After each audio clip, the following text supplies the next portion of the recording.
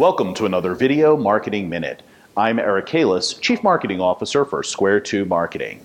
If you've been listening to our Video Marketing Minutes or reading our blog or anything else to do with inbound marketing, you've come to realize that content is the fuel for a good inbound marketing program. And if you've completed your marketing plan, and of course subsequently done an entire editorial calendar, you now have the semblance of what you should be doing from a content perspective. As we know, content comes as many forms. It could be a blog post, a video, a white paper, a tip sheet, a free report, an infographic, and so on and so forth. And you're trying your best to follow your editorial calendar and create the content that you need to drive your inbound marketing program. But let's be realistic. Sometimes your team is too busy to get to that last blog post or that last free report that you're creating and stay on schedule. So what are your options if you fall a little behind? And since content is so critical, in today's Video Marketing Minute, I want to give you 3 ideas about how you can repurpose your educational content to keep that content stream flowing in your inbound marketing program. The first thing you want to do is take 10 minutes and look at the response of all of the content that you've created so far.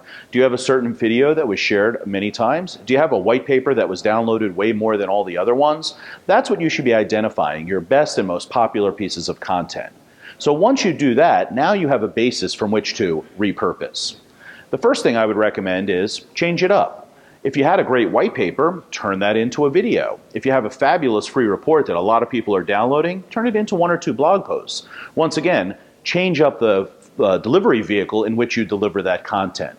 Because if you have a popular white paper on a specific topic, the chances are that video is going to perform well too.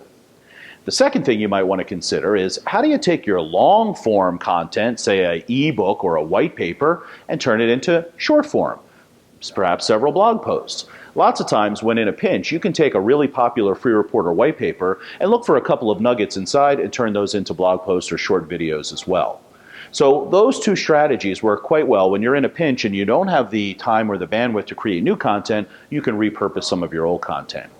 Now what's the last thing? The last thing is that target sourcing. Because you have this great content and because you put it on your website and because maybe now you've repurposed some older content into some newer content, it's not enough just to have it on your website and hope for people to find it.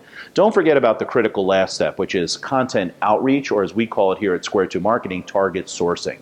You want to make sure that you take that content and put it in front of the right people. Are they hanging out in LinkedIn user groups? Is there a key opinion leader in your industry that you can talk with and have them share it? Is there a most popular blog that you can do a guest blog post with some of this new content? And of course, if there's any industry events like conferences or trade shows, how can you go and offer up this content directly to the attendees? Content is the fuel for a good inbound marketing program, so don't fall behind. Creating new stuff is the best, but repurposing also works as well. I hope I got you thinking differently about your sales and marketing today. For more information like this, don't forget to check out square2marketing.com, and we'll see you next week.